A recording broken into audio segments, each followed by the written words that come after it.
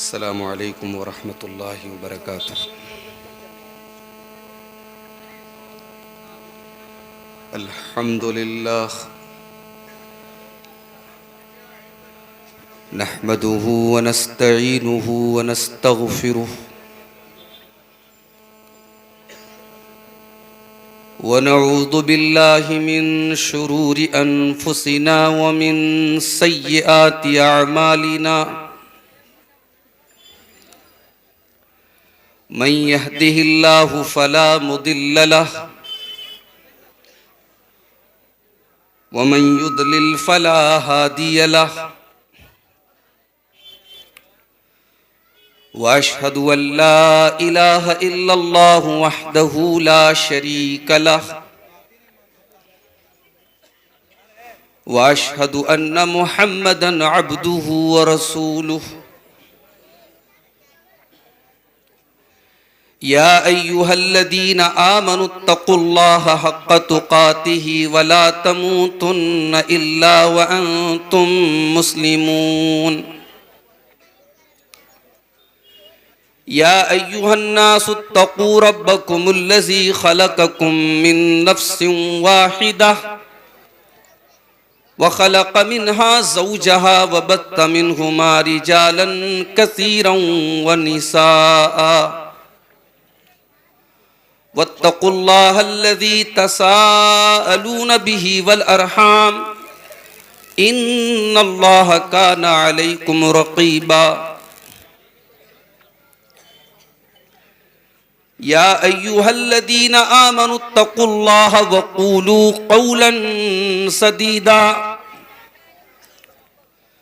युस्लिह लकुम अअमालकुम व यग़फ़िर लकुम ज़ुनूबकुम वमन युतिइल्लाह व रसूलहु फ़क़द फ़ाज़ फ़ौज़न अज़ीमा।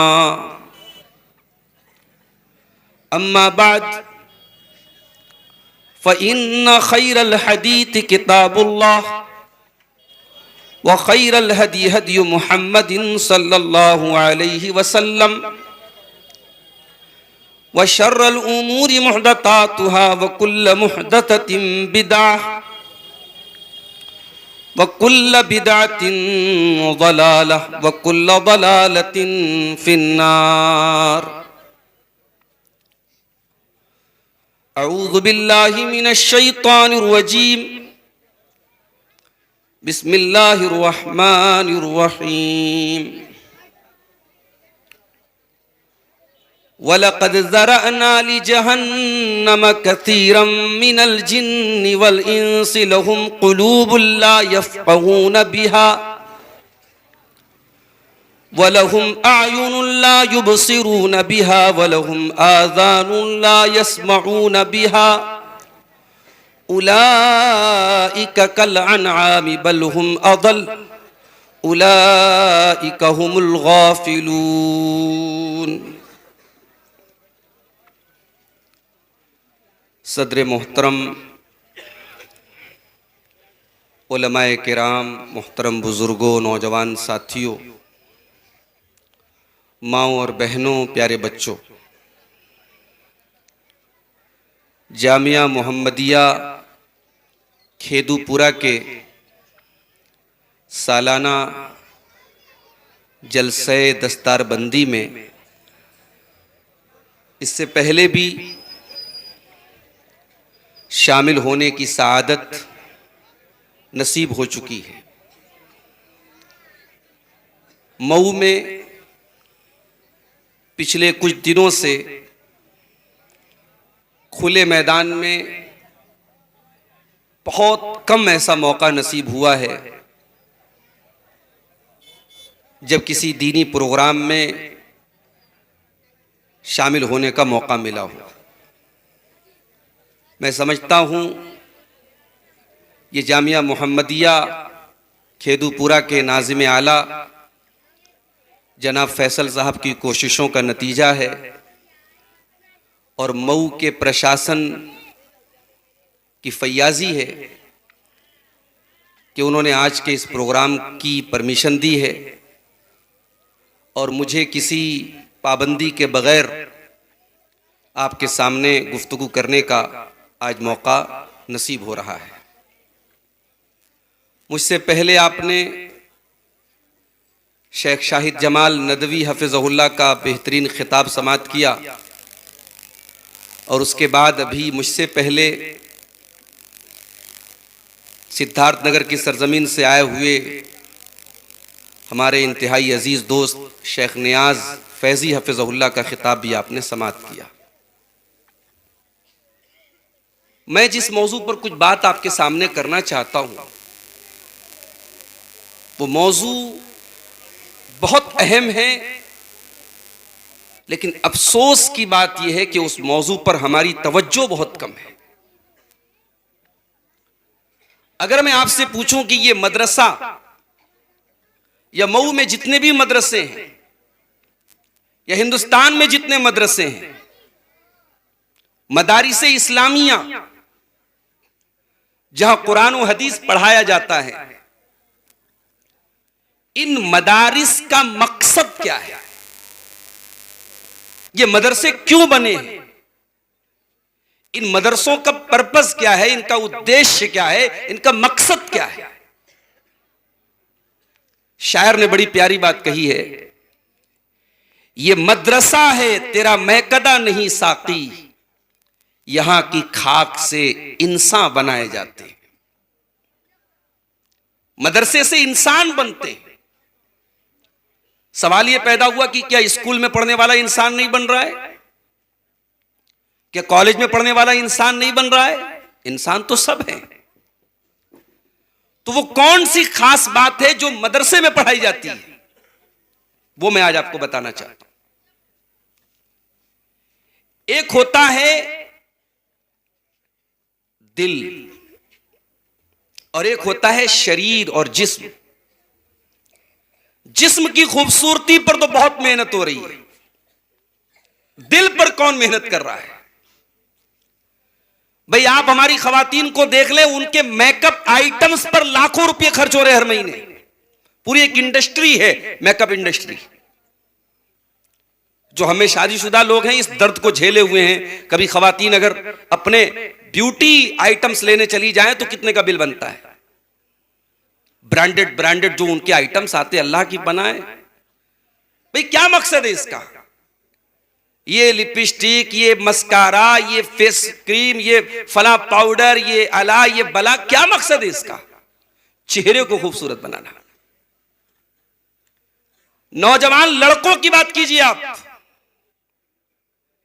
बाल में लगाने वाला जेल अलग आता है साहब, शैम्पू अलग आता है, चेहरा धुलने वाला फेस वॉश अलग आता है, चेहरे की क्रीम अलग आती है, बॉडी का मॉइस्चराइजर अलग आता है। कितनी इंसान अपने शरीर पर कितना खर्च कर रहा है, अपने जाहिर पर कितनी मेहनत कर रहा है। बहुत इन सारी क्रीमों, इन सारे पाउडरों, इन सारे आइटम से बहुत फायदा होगा तो यह होगा कि आप खूबसूरत दिखने लगेंगे, आप हैंडसम हो जाएंगे, आप स्मार्ट बन जाएंगे। लेकिन अल्लाह तबारक व तआला के यहां आपके चेहरे की खूबसूरती तो नहीं देखी जाएगी, आपकी स्मार्टनेस तो नहीं देखी जाएगी, आप कितने हैंडसम है अल्लाह ताला के यहां ये मैटर नहीं करेगा। अल्लाह के प्यारे नबी जनाब मोहम्मद रसूलुल्लाह सल्लल्लाहु अलैहि वसल्लम फरमाते हैं, इन्नल्लाह ला यंजुरु इला सुवरिकुम व अजसामिकुम वलाकिन यंजुरु इला कुलूबिकुम व अमालिकुम। अल्लाह तबारक व तआला के यहां तुम्हारे चेहरे नहीं देखे जाएंगे, तुम्हारा शरीर नहीं देखा जाएगा, अल्लाह ताला तो तुम्हारे दिलों को देखेगा, तुम्हारे अमल को देखेगा।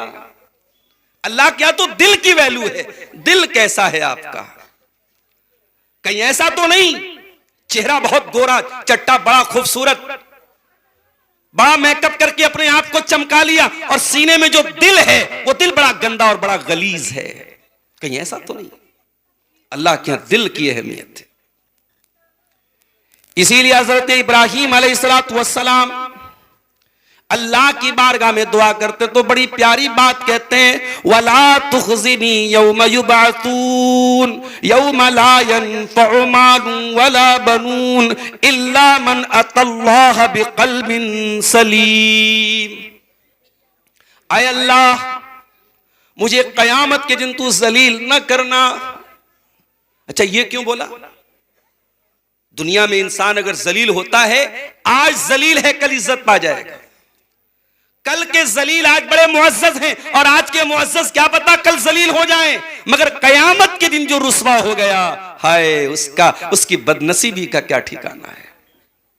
असल इज्जत कयामत के दिन की इज्जत है, और असल जिल्लत कयामत के दिन की जिल्लत है। मेरे प्यारे नौजवान साथियों, इब्राहिम खलीलुल्लाह दुआ कर रहे हैं, वला तुखज़िनी यौम युबासून, आय अल्लाह मुझे कयामत के दिन तू जलील न करना। यौम ला यनफ़उ मालुन वला बनून, जिस दिन ना माल काम आएगा ना औलाद काम आएगी, इल्ला मन अतल्लाह बिक़ल्बिन सलीम, कयामत के दिन तो वही कामयाब होगा जो साफ सुथरा दिल लेकर के आएगा। अल्लाह के यहां कामयाब वही होगा जिसका दिल साफ सुथरा हो।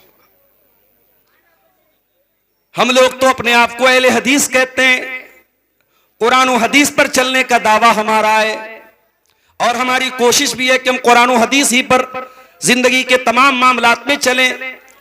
इस मदरसे में हदीस की सबसे आला किताब कौन सी पढ़ाई जाती है? सही बुखारी। सही बुखारी की पहली हदीस कौन सी है? अल्लाह के प्यारे नबी जनाब मोहम्मद रसूलुल्लाह सल्लल्लाहु अलैहि वसल्लम फरमाते हैं, इन्नमल आमालु बिन्नियात, तमाम आमाल का दारो मदार नीयत पर है। नीयत का ताल्लुक कहां से है? दिल से है। नीयत जबान से नहीं होती। ये जो जबान से लोग रोजे की नीयत करते हैं वो सब मेड इन इंडिया है, वो नबी की सिखाई दुआ नहीं है। नीयत दिल के इरादे का नाम है। तो सारे अमल का दारो मदार नीयत पर, और नीयत कहां होती है? दिल में होती है। यही वजह है कि टॉप 3 नेकियां, अल्लाह की राह में शहीद हो जाने वाला, अल्लाह की राह में बेतहाशा पैसा लुटाने वाला, और इल्मे दीन हासिल करने वाला, ये 3 नेकियां करने वाले टॉप 3 लोग होंगे। लेकिन सबसे पहले अल्लाह के प्यारे नबी फरमाते, तिरमिजी की सही रिवायत है कि जहन्नम की आग सबसे पहले इन्हीं 3 लोगों के जरिए झुलसाई जाएगी। जहन्नम की आग सबसे पहले 3 लोगों के जरिए भड़काई जाएगी। अल्लाह की राह में शहीद होने वाला, अल्लाह की राह में बहुत दौलत लुटाने वाला, और कुरान पढ़ने पढ़ाने वाला। क्यों? टॉप 3 नेकियां थी, सिर्फ नीयत गड़बड़ थी, इखलास नहीं था, रियाकारी थी, दिखावा था। ये टॉप 3 नेकियां जहन्नम में सबसे पहले जलने का सबब बन जाएंगी। ये है दिल का मामला। दिल का मामला बहुत खतरनाक है मेरे भाइयों। इसीलिए हमारे प्यारे नबी जनाब मोहम्मद रसूलुल्लाह सल्लल्लाहु अलैहि वसल्लम दिल पर बहुत ज्यादा मेहनत करते थे। आपने दिलों की दुनिया को बदला है।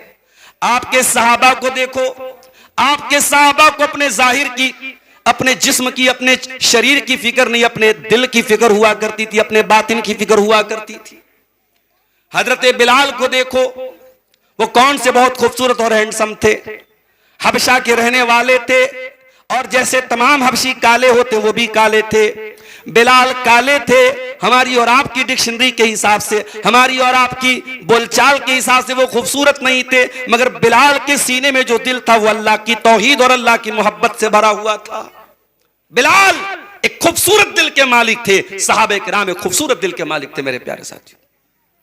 और आपको एक बात ये भी बता दूं कि दिल को अरबी में कल्ब बोलते हैं। कल्ब के माने किसी चीज का पलटना। चूंकि दिल हमेशा पलटता रहता है, चेंज होता रहता है, इसीलिए दिल का नाम कल्ब पड़ा है। और इसीलिए अल्लाह के प्यारे नबी दुआ किया करते थे, या मुक़ल्लिबल क़ुलूब, ऐ दिलों के पलटने वाले, ऐ दिलों के फेरने वाले, मेरे दिल को अपने दीन पर साबित कदम कर दे। या मुक़ल्लिबल क़ुलूब सब्बित क़ल्बी अला दीनिक, ऐ दिलों के फेरने वाले, मेरे दिल को अपने दीन के ऊपर जमा दे। ये दिल ही है जो बदल जाए तो इंसान मोमिन से काफिर हो जाता है। सारी जिंदगी कलमा पढ़ने वाला, तौहीद पर जिंदगी गुजारने वाला, दिल की दुनिया बदल जाए, दिल में अल्लाह के बजाय गैरुल्लाह की मोहब्बत आ जाए, दिल में तौहीद की नफरत पैदा हो जाए, दिल में शिर्क की मोहब्बत पैदा हो जाए, तो सारी जिंदगी ईमान पर जिंदगी गुजारने वाला काफिर हो जाता है, मुर्तद हो जाता है। इसीलिए अल्लाह ताला ने कुरान में हमें दुआ सिखाई, रब्बना ला तुज़िग़ क़ुलूबना बअद इज़ हदैतना व हब लना मिन लदुनका रहमा इन्नका अंतल वहाब। परवरदिगार जब तूने हमको हिदायत दी है, जब तूने हमको इस्लाम का रास्ता दिया है, तौहीद का रास्ता दिया है, ऐ अल्लाह दोबारा हमारे दिल के अंदर कोई टेढ़ापन न पैदा हो जाए, हमारे दिल में कोई कजी न पैदा हो जाए। ये दिल है, ये मदरसे ये दिलों की दुनिया बदलने के लिए बनाए गए, दिल पर मेहनत करने के लिए मदरसे बनाए गए। ये दिलों के चिकित्सालय, ये विद्यालय नहीं, ये दिलों के चिकित्सालय हैं। ये दिल का इलाज करते हैं।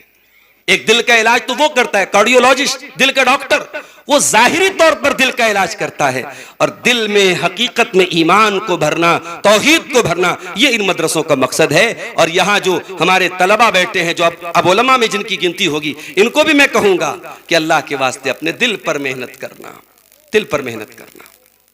ये दिल बड़ी नाजुक चीज है मेरे प्यारे साथी, लेकिन इसी दिल पर हमारी कामयाबी का दारोमदार है। अल्लाह के प्यारे रसूल फरमाते हैं, अला इन्ना फिल जसद मुज़गतन इज़ा सलुहत सलुहल जसदु कुल्लुहु व इज़ा फसदत फसदल जसदु कुल्लुहु अला वहियल क़ल्बु। ऐ ईमान वालों, ऐ मुसलमानों, तुम्हारे नबी का फरमान है कि तुम्हारे शरीर में एक पार्ट ऑफ बॉडी ऐसा है, एक लोथड़ा ऐसा है, एक हिस्सा ऐसा है, अगर वो सही है तो पूरी बॉडी सही है, वो खराब है तो पूरा शरीर खराब है। वो कौन सा लोथड़ा है? आपने फरमाया अला वहियल क़ल्ब, वो दिल है। अभी रमजान का महीना बिल्कुल दस्तक दे चुका है। 3-4 दिनों के बाद शायद जुमा को चांद निकल जाए, तरावी की नमाज हम पढ़े। रमजान में हम सबसे मेजर इबादत कौन सी करते हैं? तरावी नहीं, रोजा। सबसे मेजर इबादत रोजा है ना। रमजान की सबसे अहम इबादत रोजा है। रोजे का मकसद क्या है? या अय्युहल्लज़ीना आमनू कुतिबा अलैकुमुस्सियामु कमा कुतिबा अलल्लज़ीना मिन क़ब्लिकुम लअल्लकुम तत्तक़ून। ऐ ईमान वालो, रोजा क्यों फर्ज किया गया? ताकि तुम तकवा वाले बन जाओ। फिर 2 महीना के बाद दूसरा त्योहार आएगा, बकरा ईद का, कुर्बानी करेंगे। कुर्बानी का मकसद क्या है? लन यनालल्लाह लुहूमुहा वला दिमाउहा वलाकिन यनालुहु तक़वा मिनकुम। अल्लाह के यहाँ तुम्हारी कुर्बानी का खून नहीं पहुंचता, तुम्हारी कुर्बानी का गोश्त नहीं पहुंचता, अल्लाह के यहाँ तुम्हारा तक़वा पहुंचता है। रोजा का मकसद तक़वा, कुर्बानी का मकसद तक़वा। और हज एक बहुत अजीम इबादत हज है। आज हज के बारे में अल्लाह ने फरमाया कि वो भी मिन तक़वल क़ुलूब, उसका भी ताल्लुक तक़वा से है, और तक़वा का ताल्लुक दिल से है। नबी ने अपने सीने की तरफ इशारा करके फरमाया, अत्तक़वा हाहुना, अत्तक़वा हाहुना, तक़वा यहाँ है। आप चेहरे के एतबार से बड़े दीनदार हैं, अगर दिल में गंदगी भरी है तो आप मुत्तकी नहीं बन सकते। दिल पर मेहनत करो मेरे भाई। और आज अफसोस के साथ कहना पड़ता है कि हमारे दिलों का मामला बहुत गड़बड़ है मेरे भाई। दिल गड़बड़ है हमारे, दिल कठोर हो चुके हैं, दिल सख्त हो चुके हैं। अगर ये दिल कठोर ना होते तो आज जनाजों को देख करके, मैयतों को देख करके, मुसीबतों को देख करके, परेशानियों को देख करके कम से कम हमारे दिल पिघलते, हमारे दिलों में अल्लाह का डर पैदा होता। मगर बड़ी बड़ी मुसीबतें देख करके भी हमारे दिल नहीं पिघल रहे। क्यों? क्योंकि दिल कठोर हो चुके हैं। कुरान के पहले पारे में अल्लाह ताला ने बनी इसराइल का वाकया बयान किया। बनी इसराइल को अल्लाह ने हुक्म दिया कि गाय ज़बह करो। बनी इसराइल को अल्लाह ने हुक्म दिया गाय ज़बह करो। बनी इसराइल चाहते डायरेक्ट अल्लाह का हुक्म मान सकते थे, मगर उन्होंने उसमें सवाल पर सवाल दागना शुरू किया। गाय कैसी हो, ऐसी हो, वैसी हो, वो सवाल करते चले गए। अल्लाह ताला उनके लिए टफ करता चला गया। बहरहाल बड़ी मुश्किल से उन्होंने अल्लाह के इस हुक्म को माना और ज़बह किया। उन्होंने जब उन्होंने ज़बह कर लिया तो अल्लाह ने हुक्म दिया कि उस ज़बह करने के बाद उसके गोश्त का कोई लोथड़ा एक मरे हुए इंसान की बॉडी पे ले जाके मारो तो मरा हुआ इंसान थोड़ी देर के लिए जिंदा हो जाएगा और बताएगा कि हमें किसने मारा है, उसका कातिल कौन है। ये मोजिज़ा अल्लाह ताला ने बनी इसराइल को दिखाया। होना तो ये चाहिए था, इतनी बड़ी अल्लाह की कुदरत को देख करके बनी इसराइल सुधर जाते, इस्लाह कर लेते, अपनी शरारतों से बाज आ जाते। मगर इतना बड़ा मोजिज़ा, यानी मुर्दा खड़ा होकर के जिंदा हो गया और बताया कि मेरा कातिल कौन है। इतनी बड़ी निशानी देखने के बाद भी बनी इसराइल के ऊपर कोई फर्क नहीं पड़ा। तो अल्लाह ताला ने इस वाक़े को बयान करने के बाद क्या फरमाया, सुम्मा क़सत क़ुलूबुकुम मिन बादि ज़ालिका फ़हिया कल हिजारति औ अशद्दु क़स्वा। ऐ यहूदियों, ऐ बनी इसराइल के लोगों, तुम्हारे दिल तो पत्थरों से ज्यादा कठोर हो गए, तुम्हारे दिल तो पत्थरों से ज्यादा सख्त हो गए। पत्थर तो कुछ ऐसे भी होते हैं कि पत्थर के अंदर से नदियां बहने लगती हैं, नहरें बहने लगती हैं। व इन्न मिन्हा लमा यशक्ककु फयखरुजु मिनहुल मा। अरे पत्थर तो कुछ ऐसे भी होते हैं कि पत्थर पर बार बार जब पानी गिरता है, पत्थर में सुराख हो जाता है और पानी निकलने लगता है। व इन्न मिन्हा लमा यहबितु मिन खशियतिल्लाह। पत्थर तो कुछ ऐसे भी होते हैं जो अल्लाह के खौफ से झुक जाते हैं। ऐ यहूदियों, तुम्हारे दिल तो पत्थरों से भी ज्यादा कठोर हो गए। कुरान ने यहूदियों से कहा था, मुसलमानों अपने सीने पर हाथ रख के बताओ कि हमारा दिल कैसा है। हमारा दिल भी यकीनन पत्थरों से ज्यादा कठोर हो चुका है। अगर ये दिल पत्थरों से ज्यादा कठोर ना होता, कुरान तो वही है जो 1400 साल पहले था। कुरान तो वही है जिस कुरान को सुन करके बड़े बड़े इस्लाम के दुश्मन ईमान ले आए, जिस कुरान ने दिलों की दुनिया बदल दी। आज वही कुरान, पूरा 30 पारे का कुरान, हाफिज साहब कुरान, पूरा कुरान तरावी की नमाज में खड़े होकर के सुना रहे हैं और हम पीछे सुन रहे हैं। हमारे दिल पर कोई फर्क नहीं पड़ रहा है। इसका मतलब तो कुरान वही है। हमारे दिल ने कुरान को कबूल करना छोड़ दिया है। हमारा दिल इतना कठोर हो गया, उसके ऊपर कुरान का कोई असर नहीं हो रहा है। दिल सख्त हो गया है हमारा। आज हालात ये हैं, चाहे आपका मऊ हो चाहे मेरा बनारस हो, आप मुशायरा रख दें, भीड़ इतनी होगी, जगह रखने, पैर रखने के लायक जगह नहीं होगी। किसी फिल्मी हीरो को बुला लें, किसी नाच गाने का प्रोग्राम रख लें, आपको जगह नहीं मिलेगी। और दीनी प्रोग्रामों में आप ढूंढते रह जाएंगे। जिन चंद अल्लाह के बंदों को अल्लाह तौफीक देता है, उनके अलावा कितनी मसाजिद के प्रोग्राम हैं, दुरूस हैं, जहां सामीन की बड़ी किल्लत होती है। और बाज औकात तो ऐसा होता है, बेचारा दूर से आया हुआ मेहमान एक गलत मैसेज लेके जाता है कि भाई यहां तो कुरान और हदीस को सुनने का जज्बा नहीं है। क्यों ऐसा हो रहा है? दुनिया की बातें होती हैं, हमारे कान खड़े हो जाते हैं। कारोबार की बातें होती हैं, हमारे कान खड़े हो जाते हैं। नाच गाने का मामला आता है, हमारे कान खड़े हो जाते हैं। अल्लाह का जिक्र हो रहा है, अल्लाह की तौहीद का जिक्र हो रहा है, हमें सुनने में कोई इंटरेस्ट नहीं है। हमारे मोबाइल की प्लेलिस्ट में आज गाने भरे हुए हैं, म्यूजिक भरे हुए हैं। हम कुरान को क्यों नहीं सुनना चाहते? क्योंकि दिल कठोर हो चुका है। अल्लाह ने फरमाया, व इज़ा ज़ुकिरल्लाहु वहदहु इश्मअज़्ज़त क़ुलूबुल्लज़ीना ला युमिनूना बिल आखिरह व इज़ा ज़ुकिरल्लज़ीना मिन दूनिही इज़ा हुम यस्तबशिरून।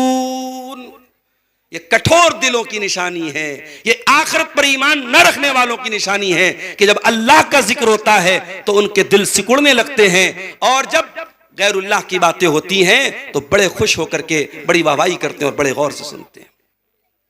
हमने मेरे भाइयों कोरोना का दौर देखा है, वो दौर देखा हमने जो कई नस्लों ने नहीं देखा है।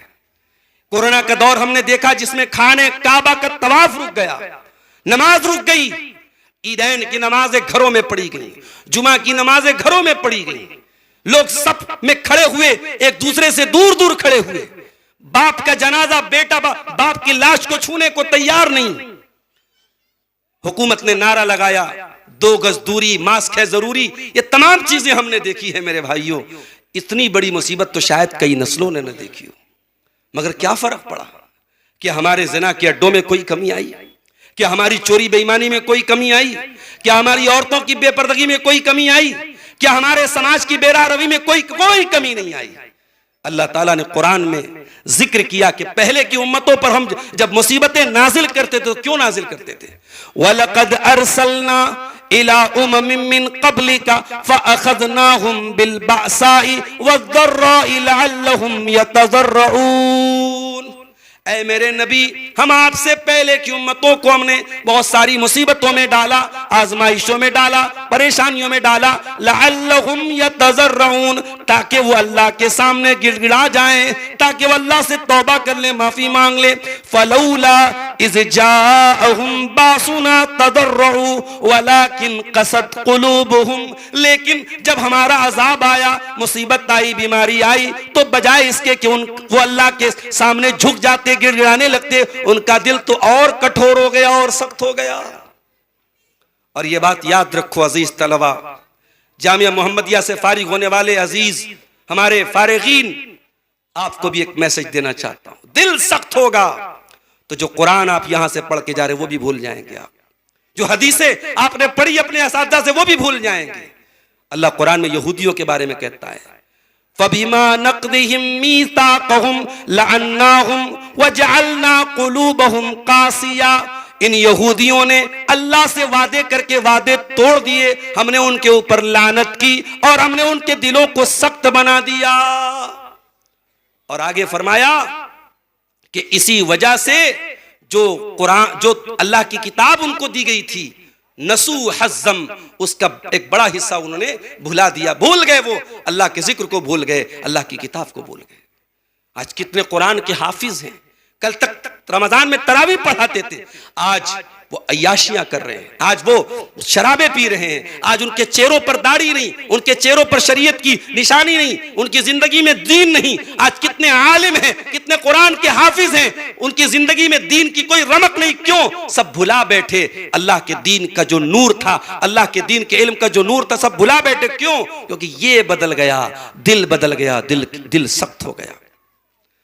मेरे दोस्तों, अब आइए अपने तकरीर के हम दूसरे पड़ाव पर आते हैं। आपने ये तो जान लिया कि दिल का सख्त होना बहुत बड़ी मुसीबत है, लेकिन ये दिल क्यों सख्त होता है, इसके रीजंस क्या है, इसके असबाब क्या है और इसका ट्रीटमेंट क्या है, इसका इलाज क्या है, ये 2 पॉइंट पर हम बात करेंगे, फिर आपसे इजाजत ले लेंगे। दिल कठोर क्यों होता है? सुन लीजिए, दिल कठोर होता है गुनाहों की वजह से, पापों की वजह से, अल्लाह की नाफरमानियों की वजह से। इंसान जितना गुनाह करता चला जाएगा, दिल कठोर होता चला जाएगा।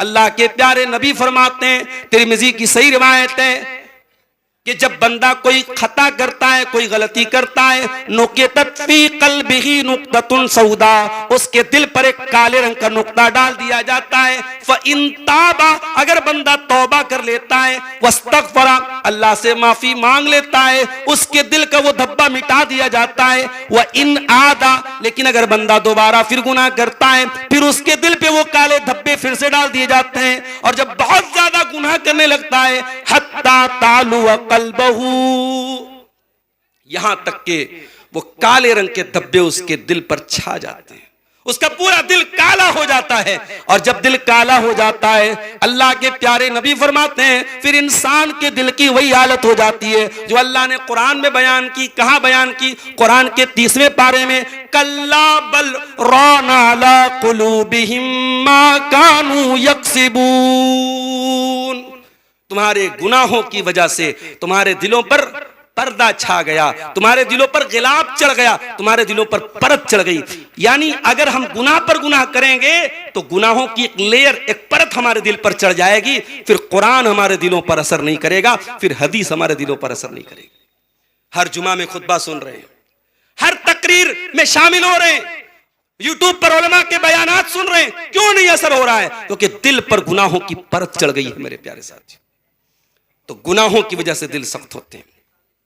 एक और चीज है जिससे दिल सख्त होता है, एक इंसान गुनाह करता है लेकिन नादिम है, शर्मिंदा है, उसको एहसास है कि मैं गलत कर रहा हूं। और एक इंसान गुनाह करता है, मजे लेता है, गुनाह करके दोस्तों में शेयर करता है, बयान करता है, अरे भाई मैंने बहुत बड़ा तीर मार लिया, मैंने ये गुनाह कर लिया। ऐसा इंसान अपने दिल को सख्त बना लेता है। अल्लाह के प्यारे नबी सल्लल्लाहु अलैहि वसल्लम फरमाते हैं, कुल्लु उम्मती मुआफन इल्लल मुजाहिरीन, मेरी उम्मत के तमाम लोगों की माफी तो हो जाएगी, मगर उन लोगों की माफी नहीं होगी जो खुल्लम खुल्ला गुनाह करते हैं। और आपने आगे मतलब बताया कुल्लम कुल्ला। गुनाह का मतलब यह है कि बंदा कोई गुनाह करे और अल्लाह उसके गुनाह पर पर्दा डाल दे, और बंदा अल्लाह के पर्दे को चाक करे और लोगों को बताता फिरे, अमिल तुल बारिहत कज़ा व कज़ा, कल रात मैंने ऐसा ऐसा काम किया है, अल्लाह ने पर्दा डाला था। इंसान अल्लाह के पर्दे को चाक करे और अपने गुनाहों का प्रचार करे, अपने अपने पापों का प्रचार करे, अपने पापों पर फख्र करे, ऐसा इंसान अल्लाह ताला के नाकाबिले माफी है। एक और चीज है जिससे दिल सख्त होता है, ख्वाहिशात की पैरवी। जब आप दीन को भी अपनी ख्वाहिशात के मुताबिक हासिल करना चाहेंगे, मुफ्ती साहब से फतवा इसलिए नहीं पूछेंगे कि मुफ्ती साहब से आप शरीयत का हुक्म पता लगाएं, फतवा इसलिए पूछेंगे ताकि आपकी मनमर्जी की बात मिल जाए। अगर एक मुफ्ती क्या नहीं मिली तो दूसरे मुफ्ती से राब्ता करेंगे, दूसरे क्या नहीं मिली तो तीसरे से राब्ता करेंगे। आपको शरीयत नहीं जानना, आपको अपनी ख्वाहिशात जानना है। अगर यह तरीका आपने अपना लिया और ख्वाहिशात पर चलने लगे तो माफ कीजिए, इससे भी दिल सख्त होता है। इसीलिए अल्लाह ताला ने यहूदियों के बारे में फरमाया, फलम्मा ज़ागू अज़ागल्लाहु क़ुलूबहुम, जब ये यहूदी टेढ़े हो गए, जब इनके दिलों में टेढ़ापन आ गया, जब ये अल्लाह के रास्ते से भटक गए, तो अल्लाह ताला ने उनके दिलों को सख्त बना दिया, उनके दिलों में कजी पैदा कर दी, उनके दिलों को अल्लाह ताला ने अपनी हिदायत से मोड़ दिया। हिदायत पर चलना है मेरे प्यारे साथियों तो शरीयत की पैरवी करनी पड़ेगी। शरीयत आपकी ख्वाहिशात के हिसाब से नहीं चलती। अगर आप शरीयत को अपनी ख्वाहिशात के मुताबिक करना चाहेंगे तो आप कभी नहीं कर सकते। अल्लाह के प्यारे नबी फरमाते हैं, हुफ़्फ़तिल जन्नतो बिल मकारे व हुफ़्फ़तिन नारो बिश्शहवात, कि अगर जहन्नम में जाना है तो अपनी शहवतों और ख्वाहिशात की पैरवी करो, और जन्नत में अगर जाना है तो बहुत सारी नापसंदीदा चीजें जो आपको नागवार हैं वो आपको करनी पड़ेगी। और आगे बढ़िए, दिल को सख्त बनाने वाली एक और चीज है, दुनिया से बहुत ज्यादा ताल्लुक जोड़ लेना। जो चीजें हलाल हैं उन हलाल चीजों में बहुत ज्यादा लग जाना। मिसाल के तौर पे खाना पीना हलाल है, मगर आप हर वक्त खाने की बात करें, जब देखो तब जब जश्न चल रहा है, इधर सीख बन रही है, उधर कबाब बन रहा है, उधर जो है वो क्या बोलते हैं उसको, है अंगिश्ती बन रही है। भाई ठीक है, आपने सीजन में एक बार खा लिया, साहब हर संडे को कहो साहब अंगिश्ती खा रहे हैं। अरे भाई खाओ, जिंदगी गुजारने के लिए खाओ, खाने के लिए जिंदगी मत गुजारो। खाने पीने में भी, मबाह चीजों में भी हद से ज्यादा, एतदाल से ज्यादा तजावुज करना, यह भी इंसान के दिल को कठोर बना देता है।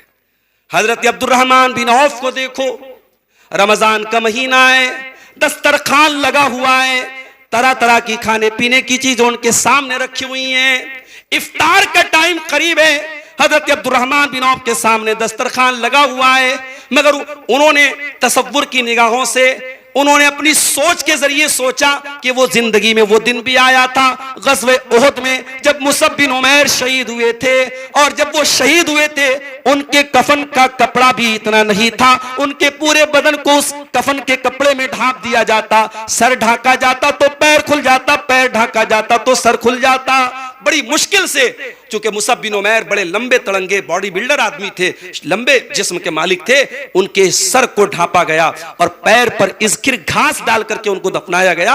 अब्दुर्रहमान बिन औफ ने जब वो मंजर याद किया, कहा कि ये वो लोग थे, ये वो लोग थे जो नेकी करके चले गए, और एक हम हैं कि अपनी नेकियों का फल हम दुनिया में खा रहे हैं। और इतना कह करके रोने लगे और दस्तरखान से उठ के चले गए। हमें कभी दस्तरखान पे अल्लाह याद आता है? हम तो जब पूछते हैं मऊ वालों से, साहब कैसा कारोबार, बड़ा मुझे बहुत मंदा है, बहुत मंदा, कभी जबान से ये लफ्ज सुनने को नहीं मिला कि हाँ अल्लाह का शुक्र है। दुनिया में लोग भूखों मर रहे हैं, हम कम से कम जश्न मना रहे हैं, खा रहे हैं, पी रहे हैं अपने घरों में आराम से। कभी शुक्र के कलमात जबान पर नहीं आए। माफ कीजिएगा मेरे भाइयों, बातें तल्ख हैं, मगर ये हकीकत है कि आज दुनिया की इन नेमतों में हम इस कदर खो चुके हैं कि हमें पल भर के लिए भी आखिरत याद नहीं आती। हम तो कब्रिस्तान में जाकर मुर्दों को मिट्टी दे करके भी मुस्कुरा रहे हैं, हम तो कब्रिस्तान में बैठ करके भी दुनिया की बातें कर रहे हैं। अल्लाह के प्यारे नबी तो कब्रिस्तान में जाते हैं। एक अंसारी सहाबी का जनाजा है, अबू दाऊद की सही रिवायत है, जनाजे को कब्र में उतारा जा रहा है। अल्लाह के प्यारे हबीब वही कब्र के पास बैठे हुए हैं और आप बैठे बैठे सोचने लगते हैं, कब्र के बारे में सोचने लगते हैं, कब्र के अजाब के बारे में सोचने लगते हैं, आप रोने लगते हैं। इतना रोते हैं, आपकी दाढ़ी आंसुओं से तर हो जाती है और वहां की जमीन, वहां की मिट्टी, हत्ता बल्लत सरा, वहां की मिट्टी आपकी आंसुओं से भीग जाती है और आप उस कब्र की तरफ इशारा करके फरमाते हैं, लिमिस्ले हाजा फअइदू या इख्वानी, ऐ मेरे सहाबा इस जगह तुम सबको आना है, यहां की तैयारी करो। और एक बात आपको बता दूं, कब्रिस्तान तो हम जाते ही रहते हैं, मुर्दों को हम मिट्टी देते हैं, मगर दफन करने के बाद कब्र में क्या होता है हमने तो नहीं देखा ना। कोई कैमरा तो नहीं लगाया, कोई वीडियो तो हमारे पास नहीं है। हमने तो जो नबी से सुना है, जो नबी की हदीसों में पढ़ा है, हमने जो कुरान और हदीस की रोशनी में पढ़ा है, हम तो उस पर ईमान रखते हैं। लेकिन ये बात याद रखो मेरे भाइयों कि कब्र का मामला बड़ा मुश्किल मामला है। दुनिया में हम और आप अपने घर के किसी कमरे में चारों तरफ से कमरा पैक करके अंधेरा कर दिया जाए तो हमें घबराहट होने लगती है। कभी हम सोचें उस कब्र के गड्ढे में हमारा क्या हाल होने वाला है। और वो कब्र सबको दबोचेगी, वो आलिम को भी दबोचेगी, वो जाहिल को भी दबोचेगी, वो नेक को भी दबोचेगी, वो बुरे को भी दबोचेगी। कब्र का अजाब तो सिर्फ गुनहगारों को होगा, मगर कब्र दबोचेगी सबको, कब्र पकड़ेगी सबको। अल्लाह के प्यारे नबी के एक सहाबी हजरत साद बिन मुआज रजी अल्लाह तआला अन्हु का इंतकाल हुआ। इतने बड़े सहाबी थे, इतने जलील कद्र सहाबी थे। अल्लाह के प्यारे नबी ने कहा कि साद बिन मुआज वो सहाबी हैं कि उनकी मौत पर अल्लाह का अर्श हिलने लगा। वो सहाबी हैं जिनके इंतकाल पर आसमान के दरवाजे खोल दिए गए। वो सहाबी है जिनके जनाजे में 70,000 फरिश्ते शामिल हुए।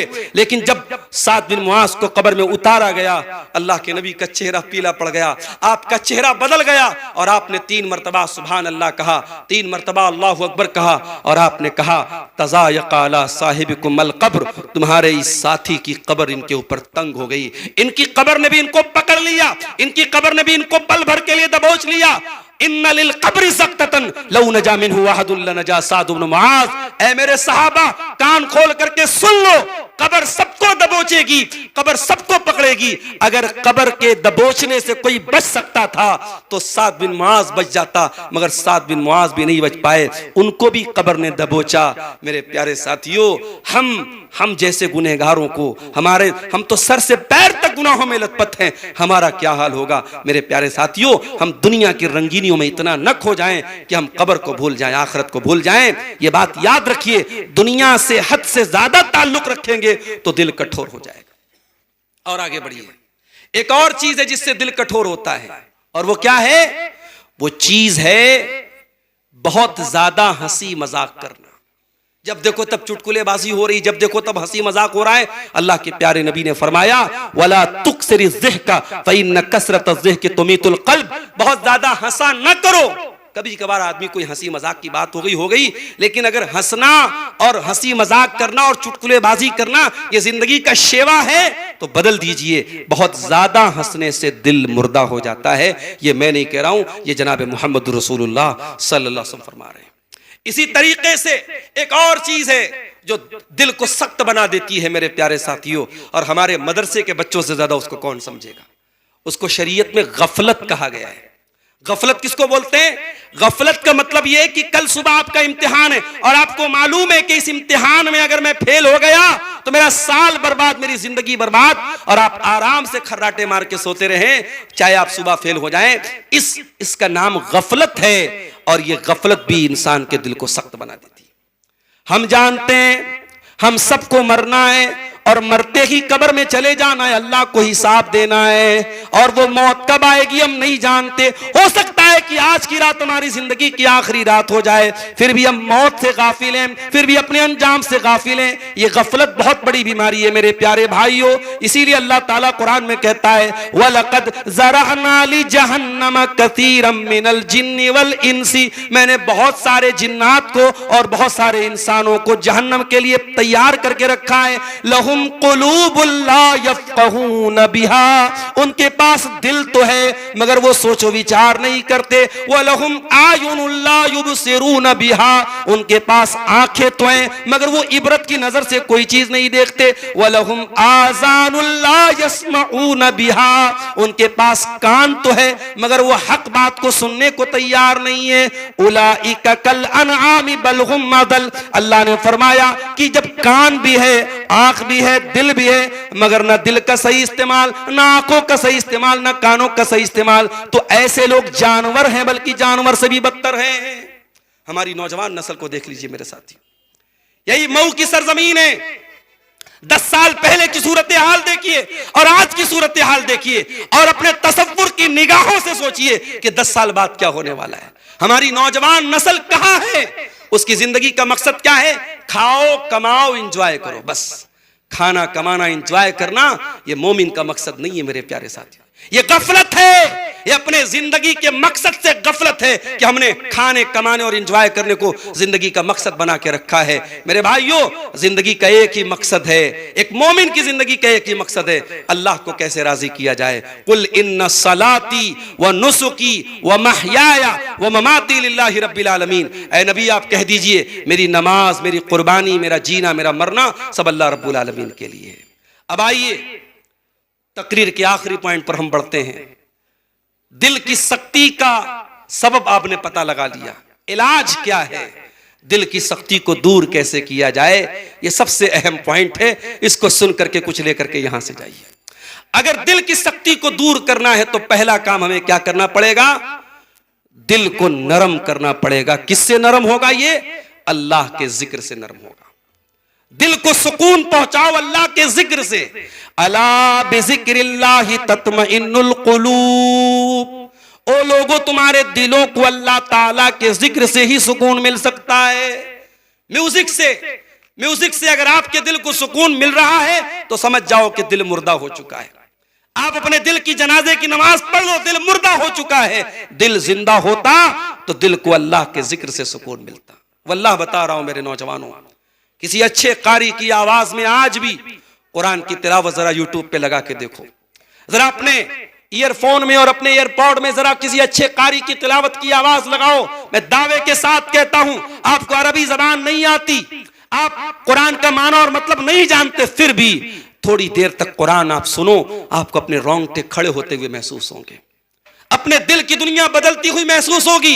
ये रब के कुरान का एजाज है, ये अल्लाह की किताब की बरकत है। ये किताब इंसान का कलाम नहीं, ये अल्लाह का कलाम है। मेरे प्यारे साथियों, अल्लाह के जिक्र से अपने दिलों को आबाद करो। मेरे भाइयों, अपने घरों में नमाज का माहौल पैदा करो। मेरी प्यारी माँ और बहनों, खुद भी नमाज की पाबंदी करो। अपनी छोटी छोटी बच्चियों को अपने मसल्ले पर अपने साथ खड़ा करो। मेरे भाइयों, खुद भी नमाज की पाबंदी करो, अपने बच्चों को भी मस्जिद में नमाज के लिए लेके आओ। नमाज न पढ़ने पर सरजनिश करो, गिरफ्त करो, पकड़ करो, अपने बच्चों से सवाल करो तूने नमाज क्यों नहीं पढ़ी। ऐसा माहौल घर में बनाओ, एक टाइम की नमाज भी अगर छूटे तो घर वालों को महसूस हो कि हाँ कुछ मिस हो गया, कुछ छूट गया। अल्लाह के जिक्र से इंसान का दिल नर्म पड़ता है मेरे साथियों। इसीलिए इमाम हसन बसरी के पास एक आदमी आया, उसने कहा इमाम साहब दिल बड़ा सख्त हो गया है, दिल बड़ा कठोर हो गया है, क्या करूं? इमाम हसन बसरी ने कहा अजीब हो बिज़िक्रिल्लाह, अपने दिल को पिघला दे अल्लाह के जिक्र से, दिल को मोम बना दे अल्लाह के जिक्र से। जितना तू अल्लाह का जिक्र करेगा उतना तेरा दिल मोम होता चला जाएगा। ये पहला इलाज है, इसको नोट कर लो। दूसरा इलाज, दिल की सख्ती को दूर करने का दूसरा तरीका, अल्लाह के प्यारे नबी सल्लल्लाहु अलैहि वसल्लम फरमाते हैं कि अल्लाह ताला कहता है कि सबसे ज्यादा बंदा अगर मेरे करीब किसी चीज के जरिए आता है, मैं मफ्तरस्तहु अलैहि, बंदा फराइज की पाबंदी करता है तो मेरे करीब आता है। जितने फराइज हैं, चाहे वो फर्ज नमाज हो, चाहे वो फर्ज रोजा हो, चाहे वो फर्ज ज़कात हो, चाहे वो फर्ज हज हो, जो चीज फर्ज है उसकी अदायगी में देर न करो। अगर हज फर्ज हो गया तो ये मत कहो कि बिटिया की शादी हो जाए तब करेंगे, मकान बन जाए तब करेंगे। माफ करना, कहीं नहीं लिखा है कि मकान बनने के बाद ही हज किया जाए। मैंने ऐसे लोगों को देखा है, हज फर्ज था, हज के लायक थे, उन्होंने नहीं फॉर्म भरा, नहीं हज किया, बीमारी आ गई पड़ गए, मुसीबतें आई पड़ गए, मौत आ गई मर गए और फरीजा अदा ना कर सके। फराइज में कोताही मत करो। अल्लाह से करीब होना है, मुकर्रब बनना है और दिल को की सख्ती को दूर करना है तो फराइज की पाबंदी करो मेरे प्यारे साथियों। तीसरा काम, दिल की सख्ती को दूर करना है तो तीसरा काम क्या करना है? मौत को याद करो। कभी कभी कब्रिस्तान सिर्फ इसलिए जाओ, दुआए मगफरत पढ़ने के लिए जाना कब्रिस्तान जरूरी नहीं है, वो जिनके यहाँ जरूरी होगा। हमारे यहाँ बाप के लिए मगफरत की दुआ करना है, घर में बैठ के भी कर सकते हैं, मस्जिद में बैठ के भी कर सकते हैं। हाँ, कब्रिस्तान जाओ, अल्लाह के नबी ने फरमाया फ़इन्नहा तुज़क्किरुकुमुल आखिरा, कब्रिस्तान जाओगे तो मौत याद आएगी, आखिरत याद आएगी। अक्सरू ज़िक्र हादिमिल लज़्ज़ात, नबी ने फरमाया लज्जतों को तोड़ देने वाली चीज मौत को याद करो। अभी इलाहाबाद के हमारे एक दोस्त का परसों फोन आया, उनके बहनोई अचानक 3 महीना पहले बीमार हो गए, खांसी बहुत ज्यादा आने लगी, डॉक्टरों को दिखाया, डॉक्टरों ने कहा कि पूरे फेफड़ों में कैंसर फैल चुका। बिल्कुल चलता फिरता इंसान 2-3 महीने के अंदर ऐसा कैंसर फैला, पूरे फेफड़ों में कैंसर फैला हुआ है। दौलत बहुत है, बनारस भी आए और वहाँ एपेक्स हॉस्पिटल बहुत बड़ा हॉस्पिटल है बनारस का, वहाँ एडमिट किया, अभी इलाज चल ही रहा है। डॉक्टरों ने कह दिया भाई कोई उम्मीद नहीं है, आप कोई हम आश्वासन आपको नहीं दे सकते, बस जितने दिन जिंदगी है बस ये चल रहे हैं।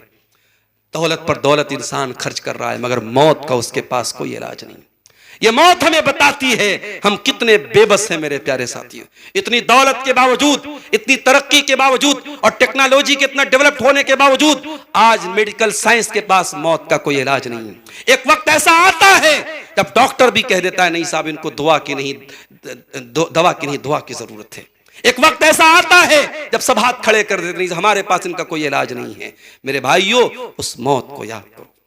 और वल्लाह मैंने इन आंखों से जवानों के जनाजे भी देखे और आपने भी देखे होंगे, ऐसे जवान जिनकी जवानी पर लोग रश्क करते थे, जिनकी खूबसूरती के लोग मिसालें देते थे, जिनके कड़ियल जिस्म को लोग मिसाल के तौर पे बयान करते थे।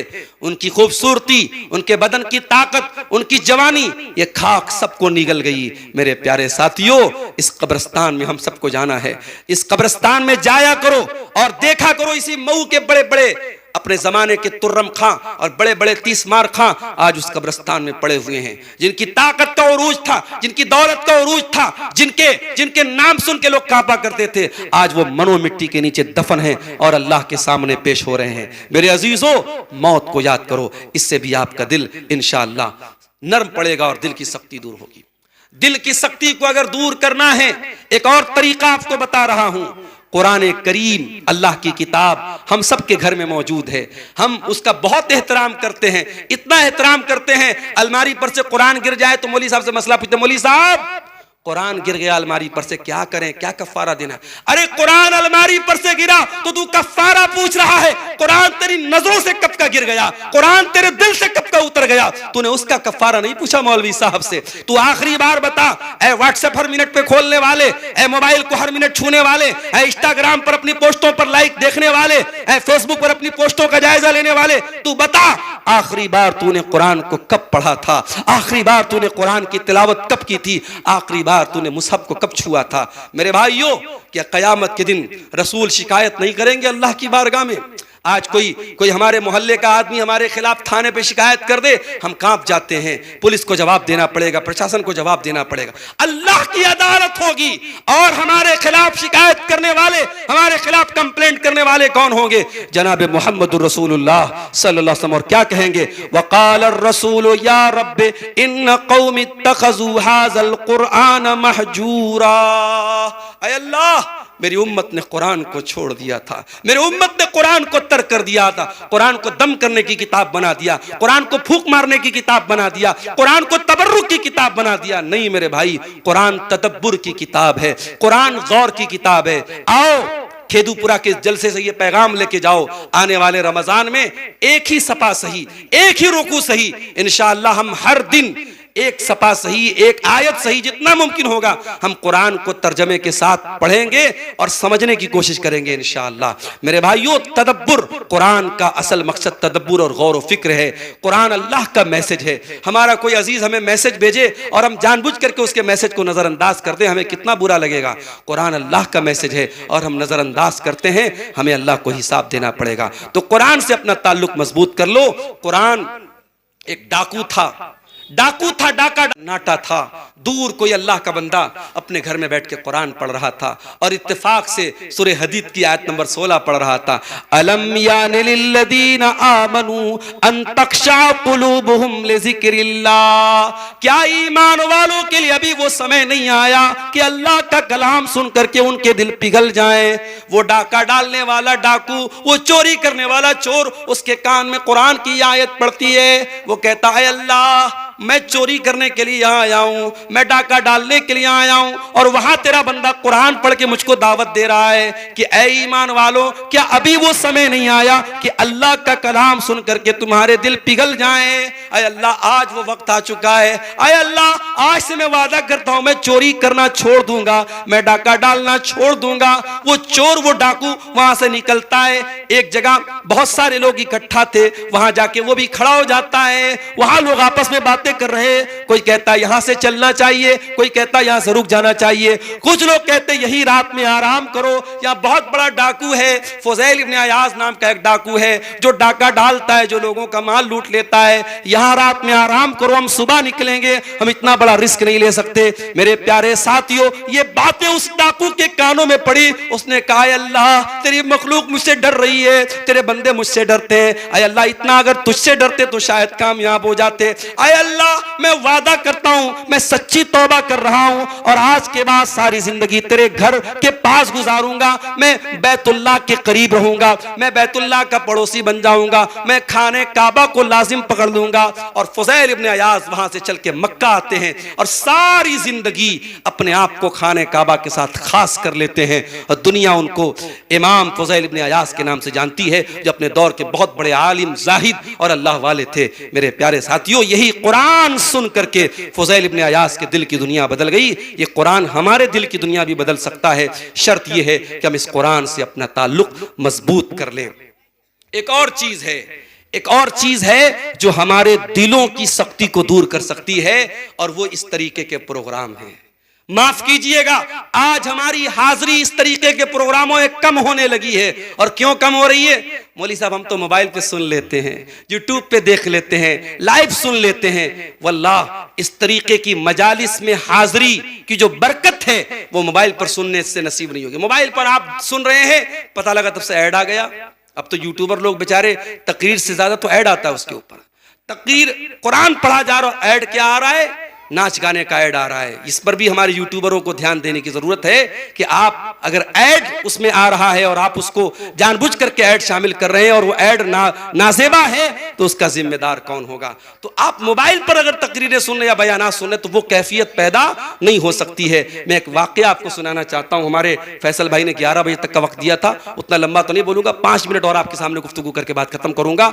मैं एक वाकया आपको सुनाना चाहता हूं। आपने नाम सुना होगा इमाम अहमद इब्न हंबल रहमतुल्लाह अलैह का। कौन नहीं जानता इमाम अहले सुन्नत, इमाम अहमद इब्न हंबल।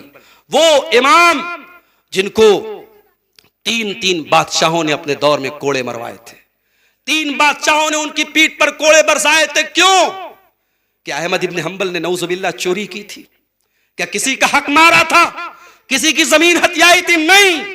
अहमद इब्न हंबल का कसूर एक था, उस जमाने में एक फितना पैदा हुआ था, एक बातिल अकीदा पैदा किया गया कि कुरान अल्लाह का कलाम नहीं है, कुरान अल्लाह की मखलूक है। और अहमद इब्न हंबल ने कहा नहीं, कुरान अल्लाह का कलाम है।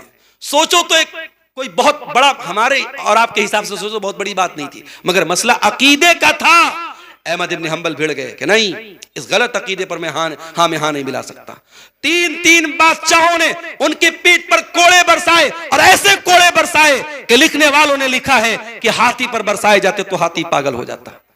अहमद इब्न हंबल जब जेल में जा रहे थे, उनके हाथों और पैरों में जंजीरें जकड़ी जा रही थी। एक देहाती वहां से गुजरा, एक आराबी वहां से गुजरा, पढ़ा लिखा नहीं था, देहाती था, आराबी था। उसने कहा, या अहमद, यक्तुल कल हक्कु मुत्तशहीदा। ऐ अहमद इब्न हंबल, तू अल्लाह के दीन के लिए जेल में जा रहा है, अगर मर गया तो शहीद हो जाएगा। वह इन इश्त हमीदा, और जिंदा रहेगा दुनिया तेरे गुन गाएगी, तेरा नाम लेगी, दुनिया तेरे तराने पड़ेगी, तेरा नाम लेगी। ऐ अहमद इब्न हंबल, याद रखना, तू सच्चाई के लिए जेल में जा रहा है, अगर मर गया तो शहीद होगा, जिंदा बचा तो शहीद होगा, और दुनिया तेरा नाम लेगी। ये सुनना था। अहमद इब्न हंबल कहते हैं, जब जेल में मेरी पीठ पर कोड़े बरसाए जाते थे, जब मेरे हाथ और पैर की जंजीरें मुझे तकलीफें देती थी, मुझे उस आराबी की बात याद आ जाती थी, उस देहाती की बात याद आ जाती थी। फ़क़वी क़ल्बी, और मेरा दिल मजबूत हो जाता था, मेरे दिल को ताकत मिलती थी उसके इस जुमले से। उसने कहा था कि ऐ अहमद इब्न हंबल, सच्चाई के लिए तू जेल में जा रहा है, जिंदा बचा तो महमूद और काबिल तारीफ होगा, मर गया तो शहीद होगा। कभी कभी कोई एक तकरीर, कोई एक जुमला, कोई एक कुरान की आयत हमारे दिलों की दुनिया बदल देती है। इसलिए मेरे प्यारे साथियों, इस तरीके की दीनी मजालिस जब मुनक्किद हों, और ख़ास तौर से कोई बाहर का मेहमान आपके इलाके में आए और दुरूस और दीनी प्रोग्राम आपकी मसाजिद पर रखे जाएं, तो ज़रूर शिरकत करें। इंशाअल्लाह वहाँ से कुछ ना कुछ आप हासिल करके जाएंगे। और आखिर में यही कहूँगा कि दिल का रिमोट कंट्रोल अल्लाह के हाथ में है। हम और आप जितनी भी मेहनत कर लें, दिल का रिमोट कंट्रोल अल्लाह के हाथ में, इसलिए उससे लौ लगाएं और उससे दुआ करते रहें। और बड़ी जामे दुआ जो नबी अकरम करते थे, मैंने आपको शुरू में बताई थी, या मुक़ल्लिबल क़ुलूब सब्बित क़ल्बी अला दीनिक, ऐ दिलों के पलटने वाले, मेरे दिल को अपने दीन पर जमा दे। ये दुआ आप कसरत से पढ़िए और अल्लाह से दुआ करते रहिए कि अल्लाह ताला जिस तरीके से तूने तौहीद पर हमको रखा है, सही अकीदे पर रखा है, मरते दम तक तू इस पर कायम रहने की तौफीक अता फरमा। इस्तिकामत की अल्लाह से दुआ कीजिए मेरे प्यारे साथियों। मैं इसी के साथ आप सबसे इजाज़त लूँगा और अल्लाह ताला से हम दुआ करते हैं, अल्लाह ताला जामे मोहम्मदिया खेदूपुरा को मज़ीद तरक्कियों से नवाजे, और यहाँ से जो बच्चे पढ़ के निकल रहे हैं, अल्लाह इनको दीन का सच्चा खादिम और दीन का सच्चा दाई बनाए। रब्बुल आलमीन यहाँ के पढ़ने पढ़ाने वालों में इखलास पैदा फरमाए। यहाँ की इंतज़ामिया को अल्लाह ताला मज़ीद तलबा की और असातिज़ा के और इल्म दीन के हक़ में काम करने की तौफ़ीक़ अता फरमाए। रब्बुल आलमीन इस मजलिस को सजाने वालों और इसमें जो भी जिस तरीके का भी किरदार जिन लोगों ने अदा किया है, अल्लाह सबकी कोशिशों को कबूल फरमाए। रब्बुल आलमीन हमें अपने उलमा की कद्र करने की और उनका सही एहतराम करने की हम सबको तौफीक अता फरमाए।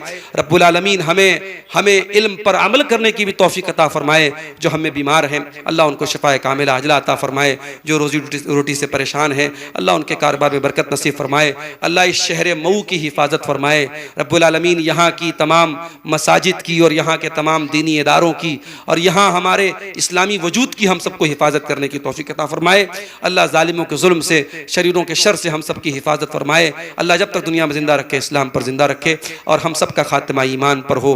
आमीन व आखिर दावाना अनिल हम्दुलिल्लाहि रब्बिल आलमीन। वस्सलामु अलैकुम व रहमतुल्लाहि व बरकातुहू।